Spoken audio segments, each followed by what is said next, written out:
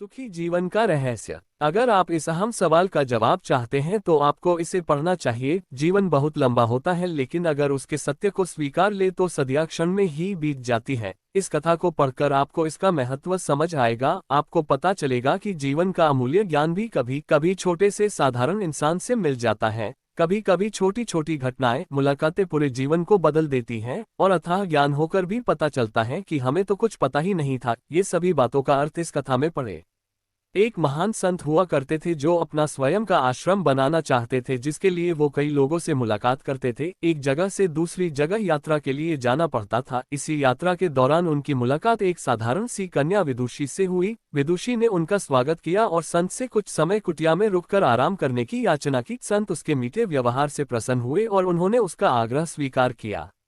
विदुषी ने संत को अपने हाथों का स्वादिष्ट भोज कराया और उनके विश्राम के लिए खटिया पर एक दरी बिछा दी और खुद फर्श टाट बिछाकर सो गई। विदुषी को सोते ही नींद आ गई। उसके चेहरे के भाव से पता चल रहा था कि विदुषी चैन की सुखद नींद ले रही है। उधर संत को खाट पर नींद नहीं आ रही थी। उन्हें मोटे नरम गद्दे की आदत थी जो उन्हें दान में मिला था। वो रात भर विदुषी का सोच रहे थे कि वो कैसे इस कठोर जमीन पर इतने चैन से सो सकती है। दूसरे दिन सवेरा होते ही संत ने विदुषी से पूछा कि तुम कैसे इस कठोर धरा पर इतने चैन से सो रही थी। तब उसने बड़ी सरलता से उत्तर दिया, हे गुरुदेव, मेरे लिए मेरी ये छोटी सी कुटिया एक महल के समान ही भव्य है। इसमें मेरे श्रम की महक है। अगर मुझे एक समय भी भोजन मिलता है तो मैं खुद को भाग्यशाली मानती हूँ। जब दिन भर के कार्यों के बाद मैं इस धरा पर सोती हूँ तो मुझे माँ की गोद का आत्मीय एहसास होता है। मैं दिन भर के अपने सत्कर्मों का विचार करते हुए चैन की नींद सो जाती हूँ। मुझे एहसास भी नहीं होता कि मैं इस कठोर धरा पर हूँ। ये सब सुनकर संत जाने लगे। तब विदुषी ने पूछा, हे गुरुवर, क्या मैं भी आपके साथ आश्रम के लिए धन एकत्र करने चल सकती हूँ? तब संत ने विनम्रता से उत्तर दिया, बालिका, तुमने जो मुझे आज ज्ञान दिया है उससे मुझे पता चला कि चित्त का सुख कहाँ है। अब मुझे किसी आश्रम की इच्छा नहीं रह गई। ये कहकर संत वापस अपने देश लौट गए और एकत्र किया धन उन्होंने गरीबों में बांट दिया और स्वयं एक कुटिया बनाकर रहने लगे।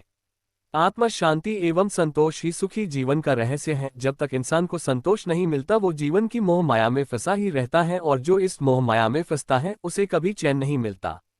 जीवन का सुख संतोष में है। अगर मनुष्य जो है उसे स्वीकार कर ले और उसी में खुशियां तलाशे तो वो उसी क्षण सारे सुख का अनुभव कर लेता है। जिस तरह विदुषी एक वक्त के भोजन को ही अपना सौभाग्य मानती है और कठोर धरा पर भी चैन से सोती है, उसी कारण उसे जीव में सभी सुखों का अनुभव हुआ है। वही एक संत बैरागी होते हुए भी खाट पर चैन से नहीं सो पा रहा था, क्योंकि उसे अपने पास जो है उससे संतोष नहीं था। जिस दिन उसने ये सत्य स्वीकार लिया उसे एक कुटिया में भी अपार शांति का अनुभव होने लगा। ये कथा सुखी जीवन का रहस्य कहती है। आज घर में अपार धन दौलत ऐशो आराम होते हुए भी लोग सुख शांति से नहीं रहते, क्योंकि उन्हें जो है उसमें संतोष नहीं मिलता। कहते हैं ना, जिन्हें दूसरों की थाली में घी ज्यादा दिखता है वो कभी खुद चैन से नहीं रहते। व्यक्ति को हमेशा वो चाहिए जो उसके पास नहीं है, और वो मिल जाए तो नई महत्वाकांक्षा उसकी जगह ले लेती है। इस तरह पूरा जीवन असंतोष में ही बीत जाता है और अंत समय में भी चैन नहीं मिलता। अतः संतुष्टि ही जीवन का मूल मंत्र है। अगर इंसान में संतोष है तो कोई दैक उसे तोड़ नहीं सकता। यही है जीवन का रहस्य। अगर आपको ये कहानी अच्छी लगे तो कमेंट अवश्य करें। हम रोज आपके लिए ऐसी ही कहानी लेकर आएंगे।